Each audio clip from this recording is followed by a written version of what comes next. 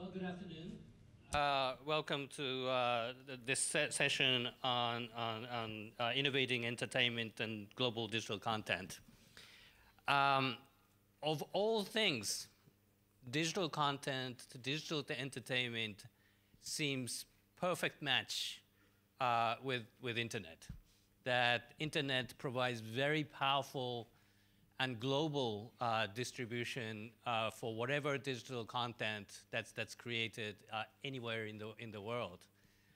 At the same time, I think it's a fact, and I think today's speakers will touch upon that. There have been a lot of struggle. I mean, probably because there is so much opportunity for disruption. The struggle is equally large. But I think today we have entrepreneurs that have been very successful in creating they're making the roadway for the future. So I think I'd like to listen to their experience and perhaps give you a proposal for how we can change the world even more for the future. So let me start by asking the speakers to give each perhaps like a 3-minute presentation of what you're doing, and perhaps with a comment on what are the critical factor you think is necessary in order to make you guys even more successful, or the potential entrepreneurs in the digital content even more successful. Can Razmig start? Right. It's great to be here, especially on cherry blossom season. I see at least 2 trees outside, and it's fantastic. So let me tell you a little bit about who we are and what makes us tick. Viki is a play on video and Wikipedia. So at a concept level, the VIKI, we're thinking of bringing global TV and a massive community together to create a play where people can watch content from any country in their language. So we have a community of translators in the tens of thousands today that create subtitles in 200 different languages. So you can imagine Japanese shows in Turkish subtitles, or Turkish shows in Arabic subtitles, or Korean dramas in Spanish subtitles, all of a sudden opening up Latin America. So think global TV, but it's powered by fans. That's the spine of Viki. So how this happens is we have a community, we license content, 500 people on average start creating subtitles collaboratively, it's crowdsourced. And then when the subtitles are done, all the way to the right, people like you and I are watching this content and enjoying it, for the first time seeing something that they didn't have access to before. We are on every platform today, and in terms of numbers, just to give you a little bit of a sense, we've reached about 2 billion video starts, and every month right now, we're streaming about 1 billion minutes viewed. Majority of this is TV series, about 10–15% of it is movies, and it's from 100 different countries. But the mind-boggling stat for me, and something that warms our hearts, is their volunteer community has created 600 million words translated for free in these 200 languages. And our top 3 contributors have written the equivalent of 60 novels each. And this is all for free because they love the content and they want other fans to discover it. And content now is roughly about 20,000 hours of content. So reach is about 30 million, but mobile has been explosive for us. It's gone within 2 years from about 1 million installs to about 20. So it's become clear that mobile is the way to go. And people are using Viki now almost as a remote control. They're picking what they want watching on the big screen through mobile. So let me tell you about results. What subtitles do, basically, they open up the world 4x. So as soon as subtitles are on a show, the reach of the content becomes 4 times larger. And I wanted to give you an example of a Japanese show that we licensed from TV Asahi. It's called Innocent Lilies. What you're seeing here is, as languages are being added on a Japanese show, it reached about 10 million video starts.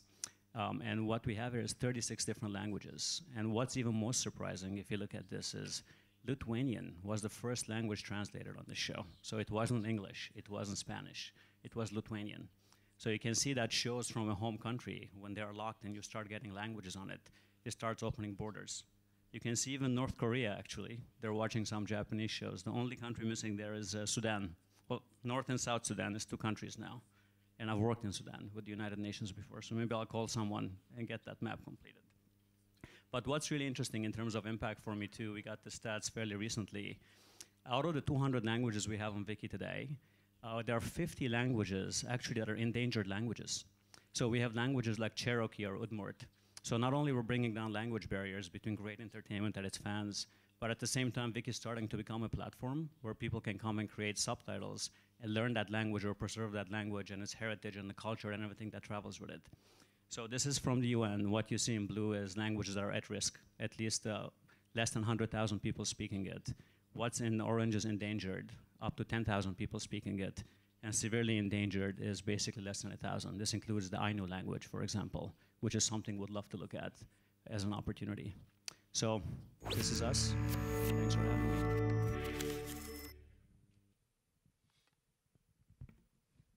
Great, thank you very much. I mean, this is a wonderful presentation of how you use the very nature of internet, the participative nature of internet, and combine that with the relatively traditional content, and really creating a new kind of, a totally different world. Thank you very much. Let me now ask John to present yours. Thank you all for having me very much. I'm not quite sure how I'm going to sit still for an hour because I kind of want to get up and walk around and talk, but somehow we'll figure it out together. It's a great honor to be here. Thank you so much. You can I'm stand tethered to this wire. All right. How am I going to do that? No, that's all right. I'll manage somehow. There's medication for this, I think. To start, let me just introduce you to radio. Radio is the largest mass market medium on the planet. Almost 90% of the planet listens to radio every week.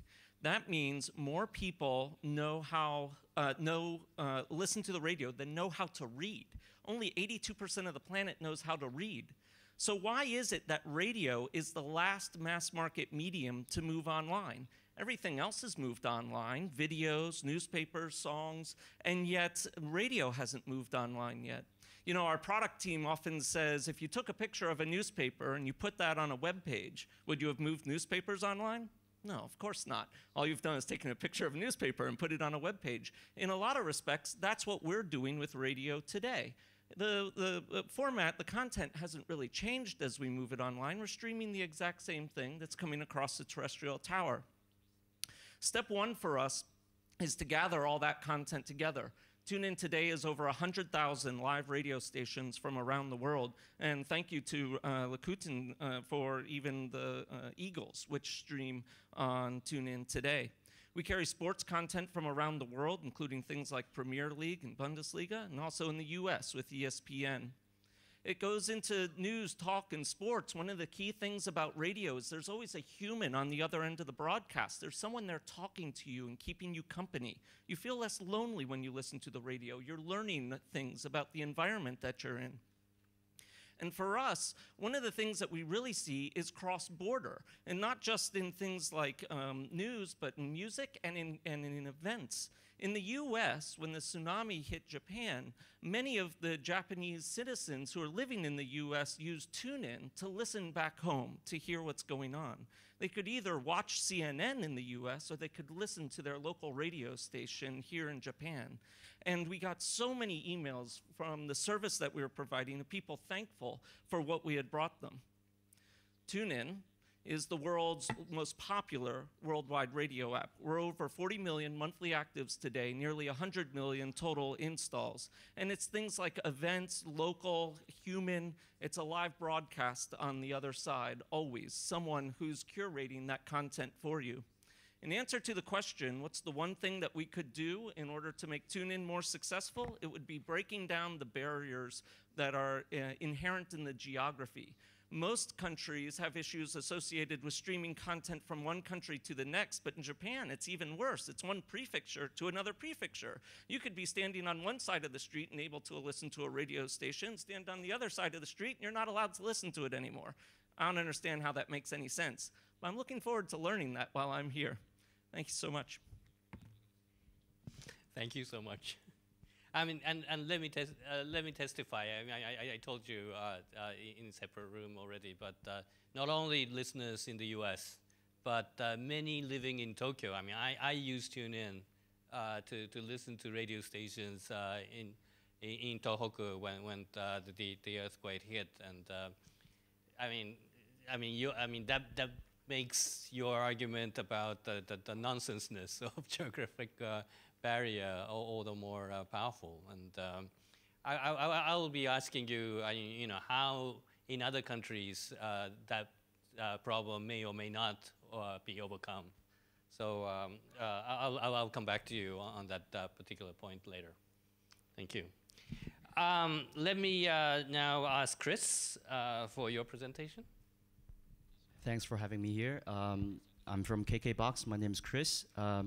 KKBOX is actually Asia's top music streaming service, and we're serving 6 regions with more than 10 million users with 2 million paying subscribers. And we're on all platforms, offering 1 monthly fee and unlimited music streaming. So this is, a lot of people call us Asia's Spotify, although I don't really like to be called that.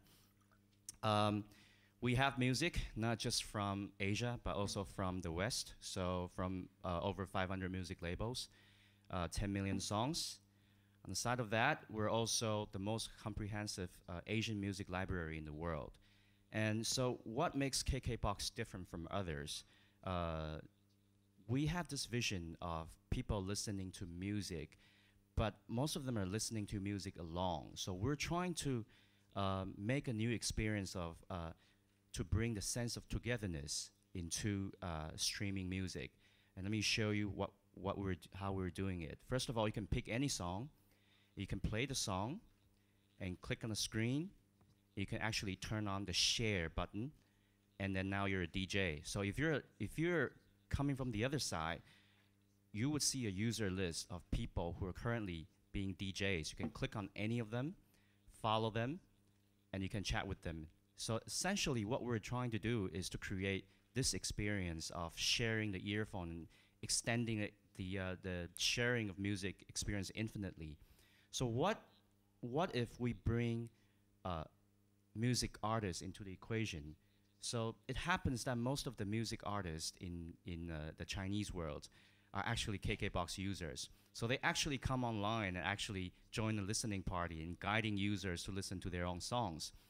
And as an example, I'm highlighting that it's a #1 Chinese rock band called Mayday. When they're online, they're over 12,000 live listeners chatting with them in one chat room. And they love this function so much, they decided to do a television commercial for us. I'm going to show that, a 30-second television commercial.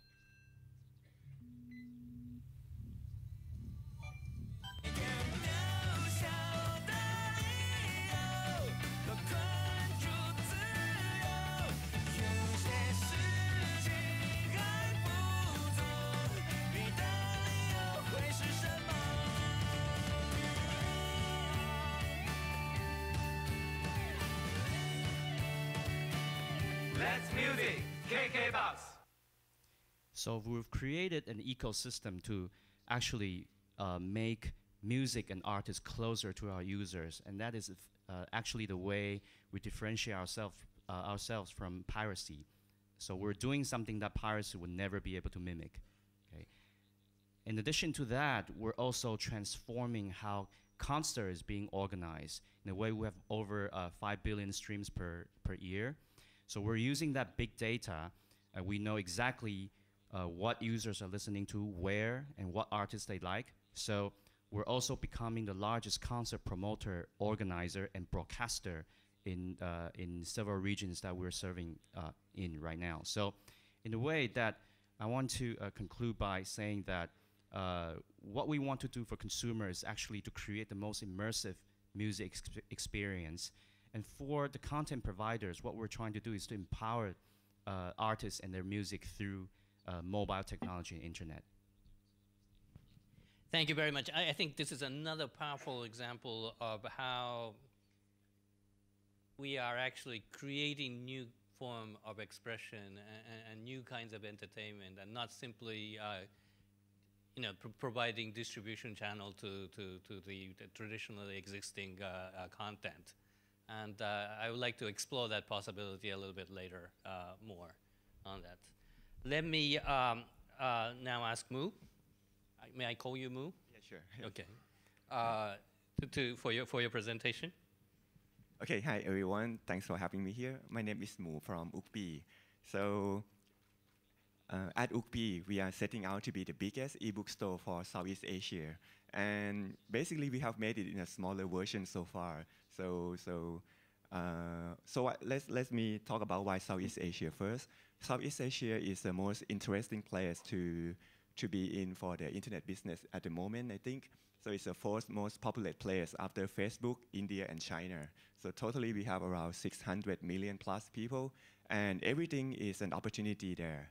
So, like for example, in my case, we are based in Bangkok, Thailand, and then we hold almost 90% of the whole ebook market in the whole countries. Of course, the ebook market there is still small, but somehow we are really big in terms of in a small pond.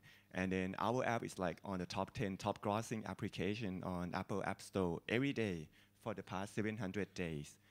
And in terms of revenue by countries, Thailand is number 8 on iPad in terms of books. So that is pretty amazing because consider the size of our market. So we are only second to Japan from the whole Asia, even bigger than Taiwan and South Korea. So that's how my company, we push the whole country up to the world rank. And when you talk about publisher like online publisher on iOS, everyone is talking about game. The biggest players on the online is always game, but in our case in Thailand, we are sitting in between. We only after Supercell, we are even bigger than King.com in our own market. And then you are talking about EA, Gameloft, Naver, or even DNA. They are smaller than us in our market. So that is something special that we are doing. And we are doing the new model now. So we are launching Spotify for Southeast Asia e-magazines. And here is the short advertising video I would like to show you. All these magazines would cost.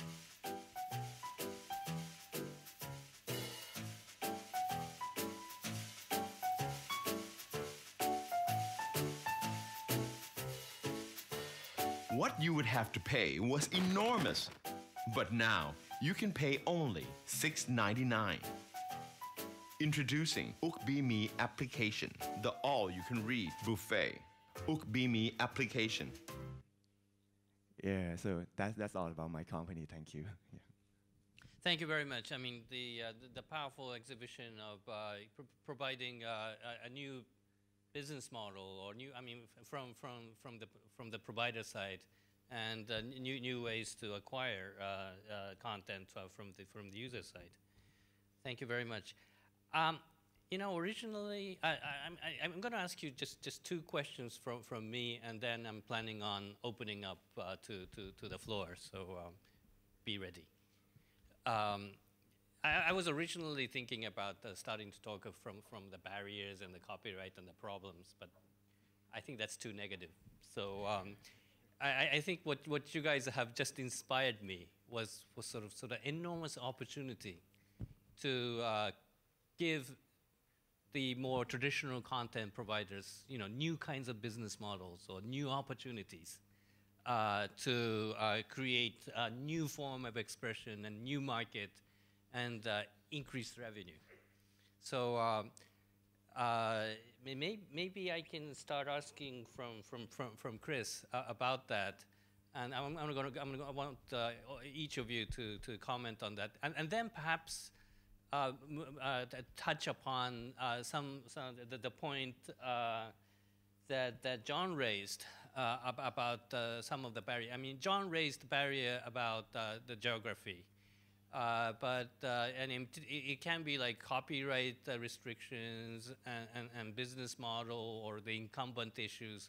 It's all kinds of barriers that seem to exist in the content business, and how we can sort of give a positive tone to really break that. Can I start with Chris? Okay, perhaps I can only speak for my domain, which is music. Let me use the analogy of clean water. I think a lot of the people talk about how clean water is not easily accessible in some parts of the world.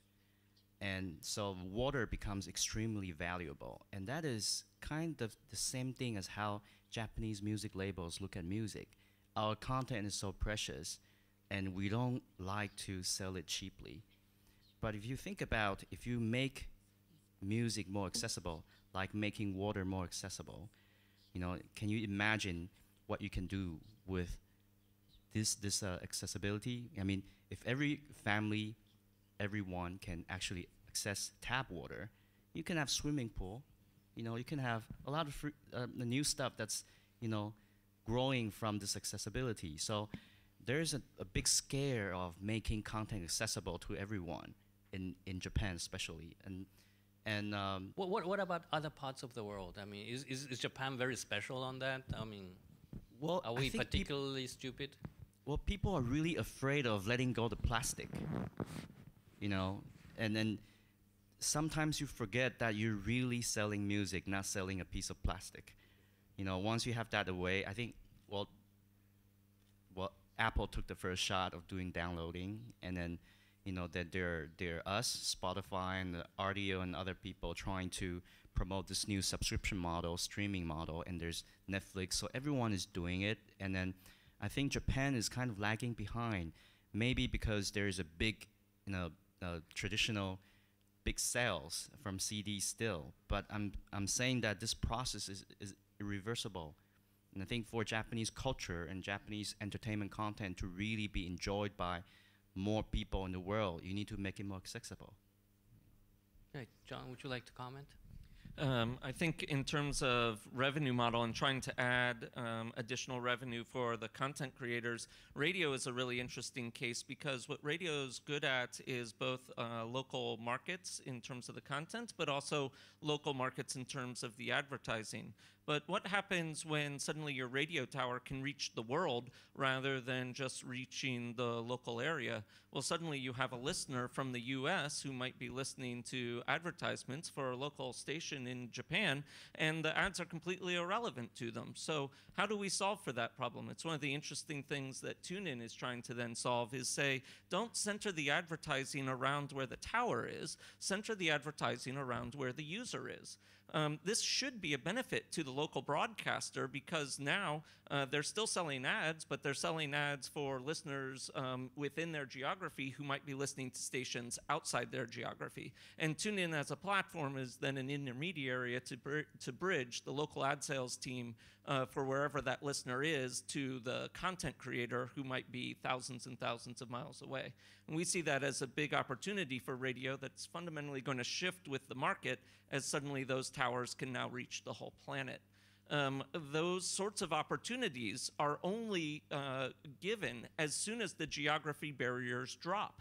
If you continue to have geography barriers, then the market is never able to realize the opportunity associated with leveraging those local ad sales teams to content that could be bridged worldwide. So it's kind of a chicken and the egg problem. And for us, we say, well, let's bring those barriers down first, and then we will solve for monetization soon after. Can you give an example of perhaps a radio station that have transformed their business model, you know, with TuneIn and were actually quite successful? Yeah, I think there's actually quite a few examples. A few that you could see is now there's the emergence of internet-only broadcasters. So if you have a tower that can reach the whole world without having to construct the tower in the first place, then that's a big cost savings if you're going to see your model primarily on the internet. So great examples are the people who then are the content holders don't have to go to the radio station in the first place. We see major sports teams often doing this, because then they're able to garner a nationwide or a worldwide audience rather than just a local audience. So then with that, it's up to us to provide the monetization of those local ad sales teams worldwide back to that content owner. Thank you very much. Now, Razmig? So typically for new adoption, especially for content owners going abroad, two things get in the way. One is technology, two is economics. And the problem we're having today is neither. It's actually a mindset. So there are more than 1 billion people today that are watching global content, and everyone thinks it's Hollywood. More than 80% of what they're watching actually is not even from Hollywood. It's Japanese, it's Korean, it's Bollywood. But that content is trapped. It's trapped in the home country. We want to bring down those barriers, have the content travel. So frankly, if you look at content owners, typically they say we're trading analog dollars for digital pennies. It's not pennies anymore. It's really additive. It's not nickels, it's not dimes, it's not quarters. It's starting to ramp up. But I think there needs to be a mindset shift. And in the case of Japan, it's been interesting progress, but I can tell you, maybe this should be off the record, but in Korea, it's almost like a handshake. I mean, the broadcasters are very, very aggressive. This is being streamed, right? This is great. So then we're on the record. This is fantastic. Being global. So what I can tell you that when we're doing deals in Korea today, we're getting rights almost simulcast. 1 hour before, like 1 hour after the show is airing, we're able to get it to the worldwide audience.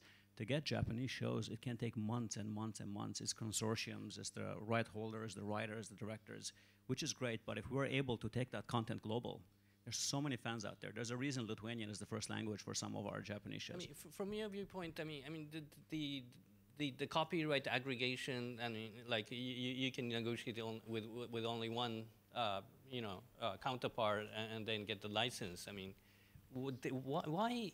I'm sorry to ask you this question, but why is Japan so complicated? Well, Japan is a big market, so I think there's a huge domestic market, and there is tremendous amount of creative work that's sitting here. Right. But I think a lot of that value still has not been realized. I think almost there's a 4x potential. So given that it's a domestic market that works, and a domestic market that really slowly is starting to open up, I think there is that potential. Why it's been that? I think the structure of the market. So if it opens up differently for the rights holders and it becomes easier, you don't need all right holders one by one to say yes. If you have a champion within it, be it the broadcaster or be it the producer of the show. In the case of Korea, it's the broadcasters.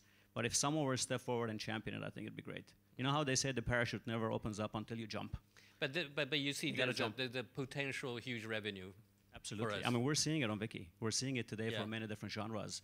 And for select Japanese content, I'd love to make that 10x, 100x bigger. And now with part of the Rakuten family, that's exactly what we'll go after. Okay. Great. Thank you. Mu? Yes, for me, it's just like same as Razmig. In my case, we are selling local content to local people, so we need to translate other country contents into local languages.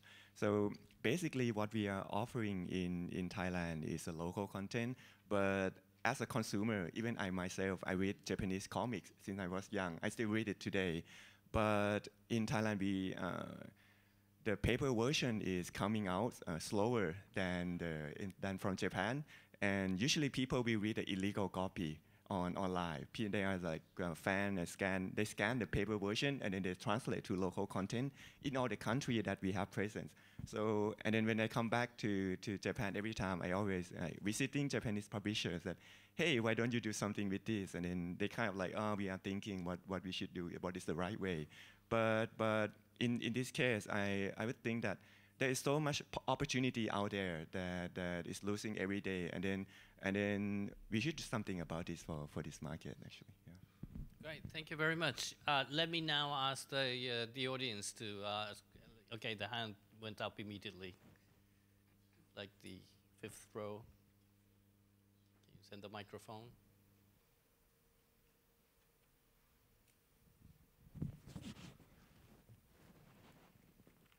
Please. I mean, is there a microphone?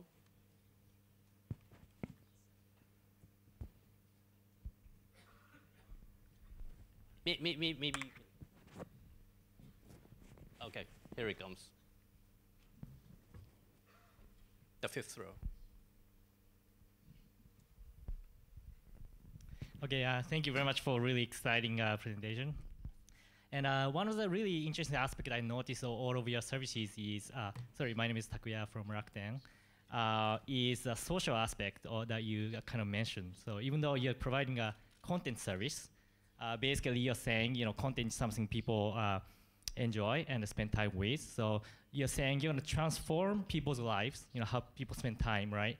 And people, you change, social lives, right, of the people by providing your services. And I'm curious in how you are envisioning, for example, let's say 2020, maybe when the Tokyo Olympics takes place, how do our lives, social lives, actually change thanks to your services? Like, Chris, you described about how people should enjoy together the music, or John, you described the tuning, etc. So maybe can you describe what your vision is for 2020, how our social life actually should change because of your services? Chris? That's a tough question. If I can really know what's happening in 2020, I wouldn't be sitting here. I would be trading stocks. Yeah, I think to make the first comment of adding the social feature into what we're doing is actually, essentially if we're building a new distribution platform for digital content, if we're just thinking about putting things on and just redistribute it, you're not adding any value to it. So what you really need to think about is how do you add more value? How do you empower these content and make it more enjoyable? So I often use the analogy of, you can drink tap water, so why would you buy bottled water? Convenience, quality, and branding, and so I think social is an important factor for people to have the feeling of not being alone. So going back to 2020, what music would be like. I hope at that time there's no barrier of licensing. We can just talk to, one music label, and then, we get worldwide license, and there's no restriction to a lot of business models. And at that time, I think music will be very, very much more enjoyable than right now because of new applications and new usages of music will be emerging, I think. Great. Maybe you want to comment? That's similar. On the Viki video player, there's a really popular feature that's called timed comments. Sometimes, basically a comment is you put a comment in a very specific part of the video. And we get 5,000 comments sometimes on a 1-hour video, and people come for the comments because they feel they're watching it together. So in the case of the Olympics, if people are sharing that moment and able to experience something together, even though they're in different living rooms or on different devices, having sort of that moment shared, I think, is a very powerful thing. It boils down to moments, and hope to do a lot more of that, including on live streaming. I think there's a lot of possibilities on live streaming and being able to share that together from many different places from around the world, as if you are there. Great. John, do you have a comment?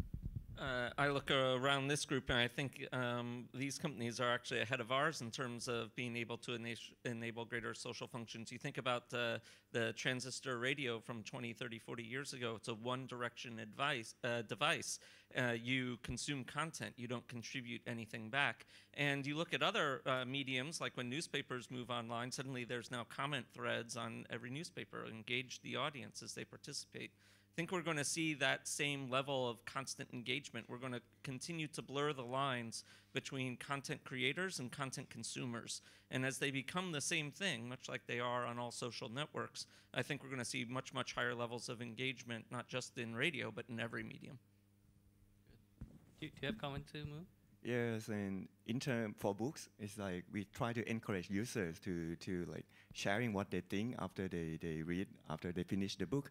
And the more users share, even at the beginning, some books that people kind of shied off. So I have to have my staff kind of like, okay, you start the comments. And suddenly when they see someone do it, yeah, people start following. So in 2020, there should be, this thing should be so common, I think, that okay, people will, like this new generation, I found that now they start talking nonsense thing all the time on Twitter, and then I see that kind of trends coming more and more to things like digital contents, I think.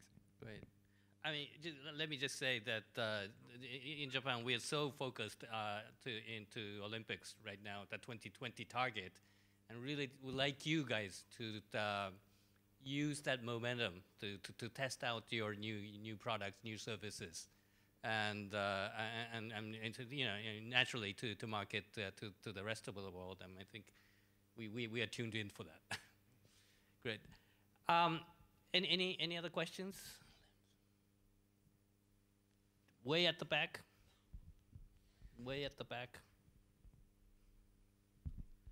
Hi, this is Keio Tanaka from Infinity Ventures. I have actually specific questions for both Razmig and Chris. I think listening to your stories, I really think that we're a bunch of fools here in Japan. I think there are actually important lessons to be learned from Korea. 20 years ago, Japanese pop music, movies, TV dramas were actually the center of all the other Asian nations. Everybody watched Japanese pop culture. But today, I think that market share is shrinking so fast because our neighbors in Korea have much more aggressive content licensing policy, much more internet-tuned open policies that actually enables their culture and cultural products to be exported. So I really feel that this cultural influence of Japan is fast declining. And I wanted to hear both from the video side and the music side, what are your recommendations to the people here that are kind of sleeping and lazy about not working actively on the new technology to spread the culture? And I want to hear your advice from both Chris and Razmig.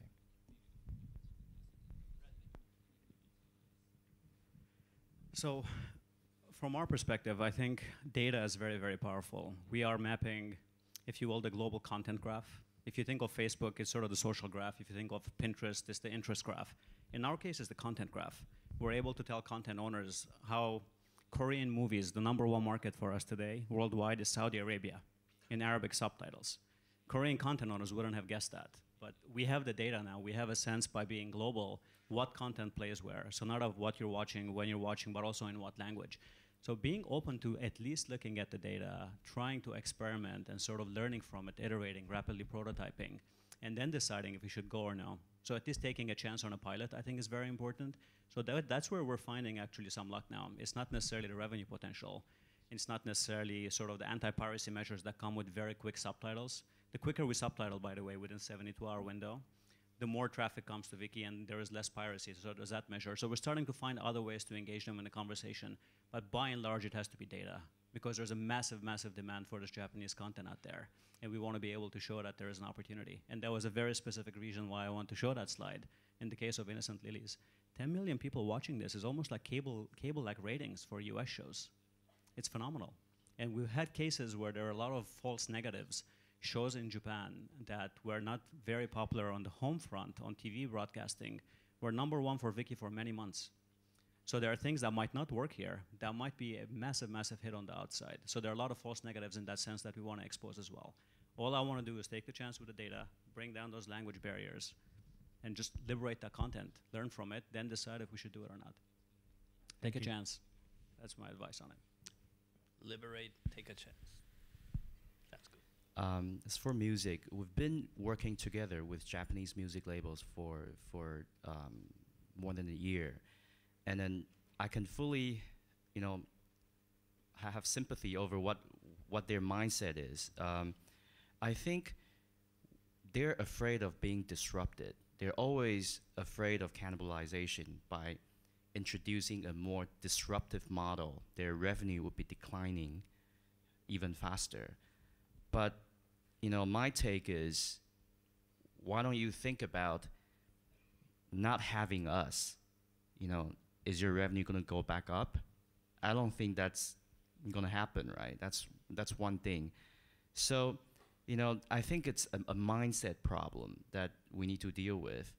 And if you look at what Mr. Tanaka just said, in Korea, they're going full speed in exporting their culture, and they believe this is a cultural and ecosystem war, And then I think going back to this morning, I remember Jerry Yang was sharing why are people not moving fast enough, because there is no such sense of urgency because of big market in Japan.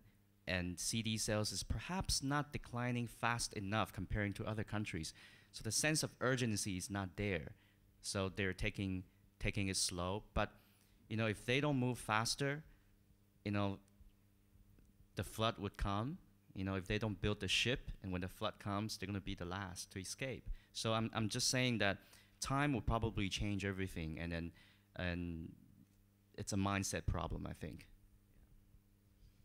Can I just quickly build on that? I think the additive nature of this discussion is very important. You don't have to cannibalize the base per se. It could be one step back for 2 steps forward, but then additively the size of the pie can get larger. So I think that discussion is very important with the broadcasters, content licensors, that, okay, you are taking a little bit back, but that's the only way you'll be able to spring back. It's almost like a coil. You have to spring a little bit to be able to jump. And I think that discussion doesn't happen openly. It always sounds like zero-sum, that you gotta kill the traditional to be able to go into the digital. And I think better dialogue is needed on that front. At least I see it on the video side. I don't know if you see that on the music side.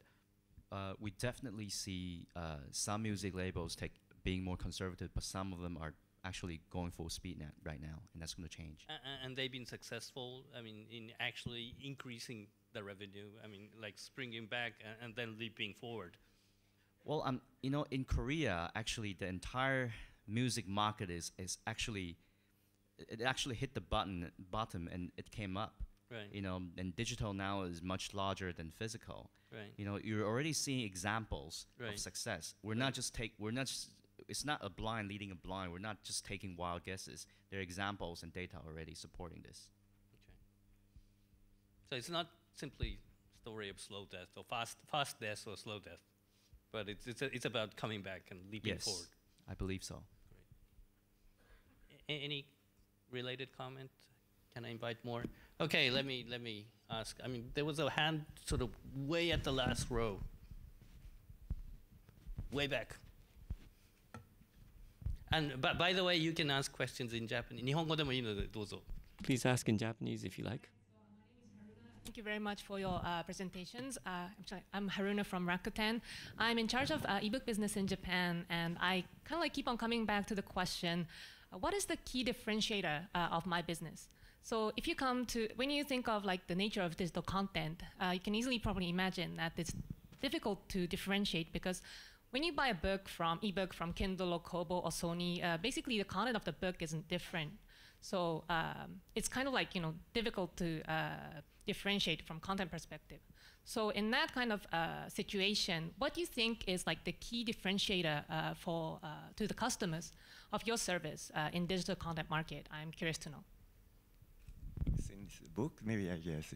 So in my case, it's different because we are trying to market to local markets, and then so in my place it's like a sweet spot because we don't compete directly with Kindle, Kobo, Nooks because they don't have local contents. So we have like building our own digital library. So we are the only one who hold this kind of content in this region. So that is my proposition. But if you look at our service this day, let's make it bigger. Like people only have like 4 or 5 hours after they finish their work and go back home, so they can spend that time with anything.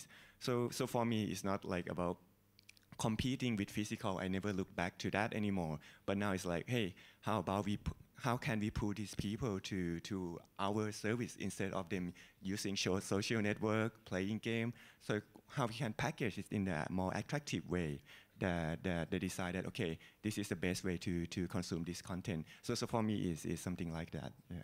I don't know about you guys. Yeah. I think in TuneIn's case, it's global. We're the only worldwide radio dial, and most people are from somewhere. And so they're always looking to listen back home. So we try and do a great job of localization, translations into every language, every geography, and provide a worldwide dial. I mean, here's where Mu and John are slightly different in the sense, I mean, what's the advantage or strengths or weaknesses of global platform versus regional platform? I mean, and I guess you, John, you're saying that you can customize enough, you can customize global platforms sufficiently to cater to the local needs. But it sounds almost like Smoo is saying that there is a distinct local taste to even the platforms. Yes, I mean, contents can be distributed anywhere, but since like in our region, people use local language, so we have to translate it to local. And most of the content, they also consume local content more, just like Japan.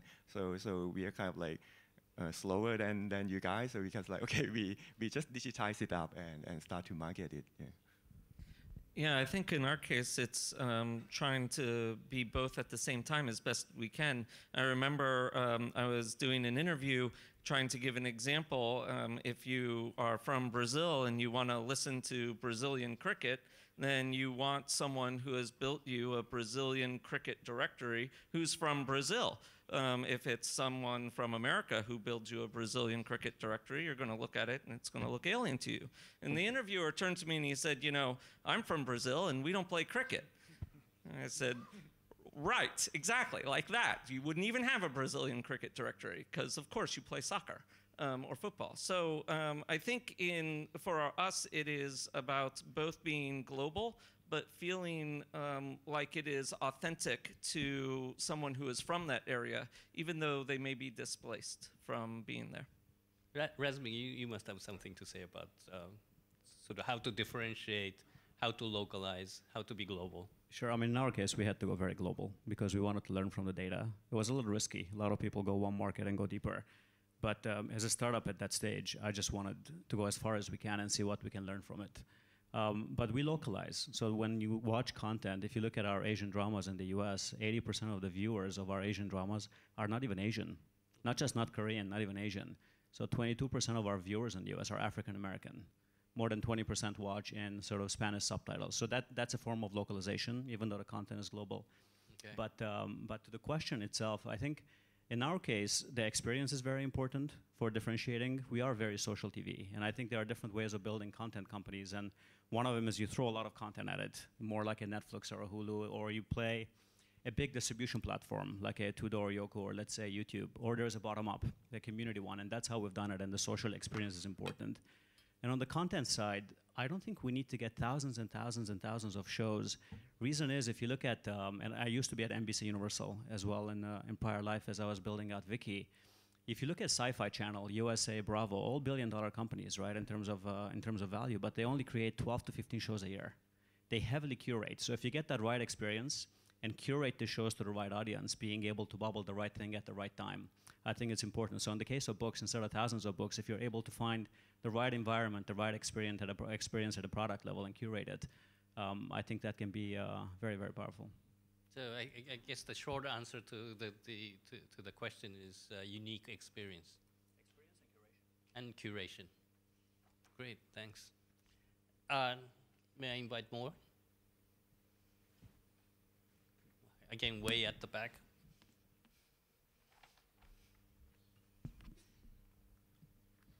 Oh, hello. Thank you so much for letting me listen to your presentation. We sell a product called Speed Learning in Japan. We mainly deal with analog products for now. And in the future, of course, we'd like to expand more on the digital products. But again, this is a Japanese problem. We also have a big older demographic as well. And in the future, that is going to be another issue for Japan. My question is, this kind of goes hand in hand with the localization that you were talking about. In terms of the older demographic that may not be so good with technology, do you go out of your way to target that audience, or is that something that you just kind of put off to the side to try to concentrate more on the younger demographic?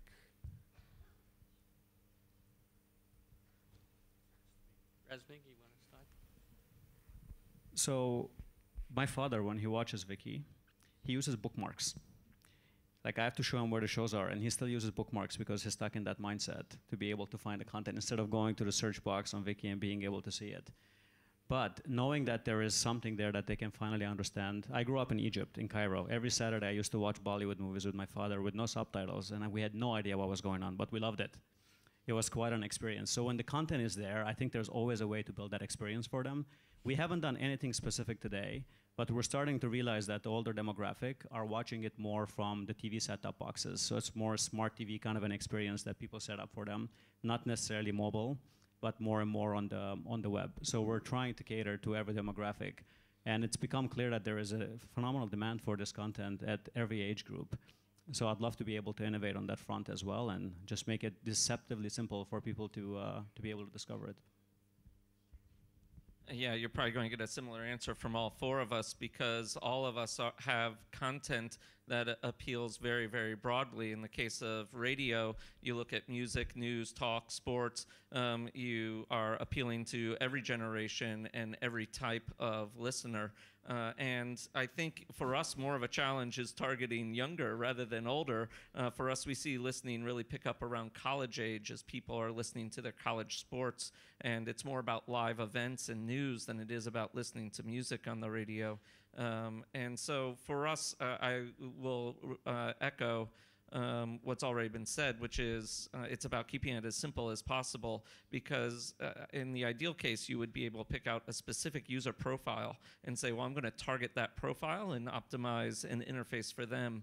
But if you want to have a platform that appeals to tens of millions, potentially hundreds of millions, you're not going to have that luxury. And instead, it's going to be about how do you have the simplest thing for as many people as possible. For music, I think one of the big topics that's been talked about is actually discovery. When you have tens of millions of songs in your database, and you start facing a problem, do you really need that many songs? So what we're trying to do is to have the big data analyzed in a way that what we can do is to look at what you've listened to and then, find out and take a very wise guess of what you might want to listen to, and then introduce the songs to you that you've never listened to before, but you will like it. In the sense that Pandora is doing the same thing. So we're all trying to make personalized experience. And as for seniors, I guess it's the same thing. I mean, we have listeners who are 70, 80 years old, and then we have songs targeting them, and sometimes we recommend them some younger people enjoy a song, and they happen to like it too. There are a lot of things that you can do when you create a lot of access, and you have a huge amount of big data. There is a lot of treasure in it. Yes. So in my case, like everyone, we have many contents that fit our people, but for older generation, for us, I would like to talk about newspaper. So on OOKBEE, we offer newspaper, but instead, it's just exact copy of a paper newspaper. So you can imagine that instead of article by article that people consume on the newsreader these days, older people, they are kind of like, okay, I'm getting used to reading newspaper that way. So we found that, okay, just keep it that way for now for this kind of, this group of people. Yeah. Thanks. We ran out of time to do a more Q&A session, but I'm going to nevertheless invite one more question and then give time for final 60 seconds to each of you. And you may or may not choose to address the question, okay? So any other question or comment that you want to throw in? Please, in the second row there.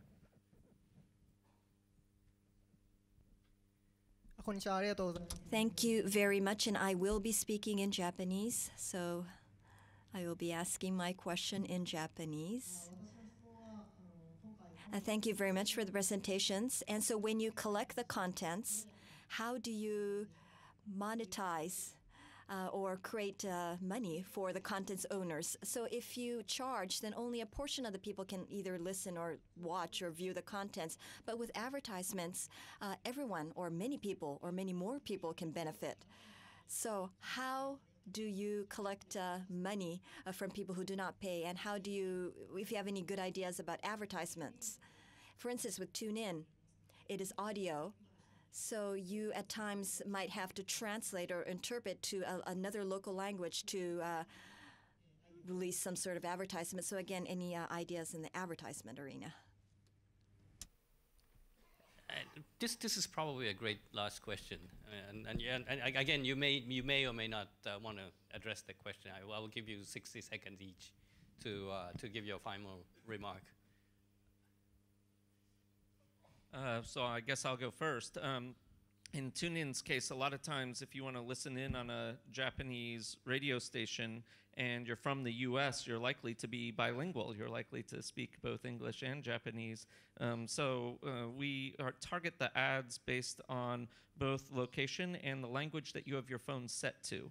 So in that way, we don't try and translate any of the content, but we're able to choose targeted advertisements based off of both location and language.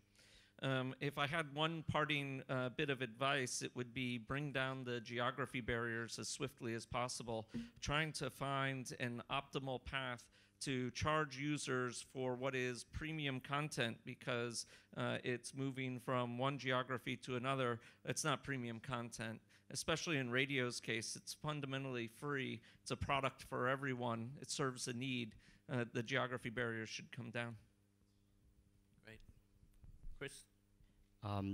For our case, we're actually running on a premium model, but what I would like to see is actually to see more flexibility in collecting revenue, which means more pricing brackets. You know, we're actually providing access to users to enjoy a lot of music. So a lot of people like to use it every day, like a lot of people use it just one day a month. So, you know, we need to listen to the users, and then we need to provide a reasonable pricing, you know, offering to our users. If they want to use it for a day, let them use it for a day. You know, I believe we need to respect the users more instead of just designing something and stuff it to the users and, hey, pay this much no matter how much you use it. So that's my take on the question. Razmig? We have 3 revenue streams, but advertising is a large one. Basically, you can access any content on Viki for free. You see an first ad in the beginning of it, you might see a mid-roll, so you see a pre-roll, mid-roll, and an end-roll possibly. And that opens up a funnel, so people come in. Now, we also have a model where you could pay and remove the ads and watch it in HD. But by and large, most people come in at the top part of the funnel where they're viewing the content, and that just opens up. I think that allows people from all over the world to be able to access it. And in terms of parting comments, for the sake of time, I'll pass it on to you. Okay, so for us, we have 20% of our content is actually free, but is accounting for 80% of the consumption. So we have 20% of the content that is not free because the paper version is not free, and then we charge. And then when we charge, there's 2 business models. So it's like per book, and then now it's like all you can read model. So far my company, we only make money by selling and subscription model, yeah. Amazingly, we have like 60 seconds to spare. Have you said all you wanted to say? Okay, great. Well, thank you very much. I think the discussion was pretty clear that there is enormous opportunity for new value creation. I mean, while the digital, internet distribution seem like disruptive and destroying the revenue base, actually creates a huge opportunity for new value and new business opportunities. And we should really aim at perhaps pulling back a little bit, change our mindset, but then that will give the opportunity to spring back and really be part of the new business opportunity and new revenue. So, well, thank you very much. But again, there are many issues. I mean, the geographic restriction is one, and copyright is another. So, and mindset is probably the biggest things to overcome. But I think this larger, the audience is one of the is a powerful evidence that there's an enormous wish to move on. So I hope together we create new opportunities. Well, thank you. I'd like you to join me in thanking the panel, but I actually would like to thank the audience as well for active participation. Thank you very much.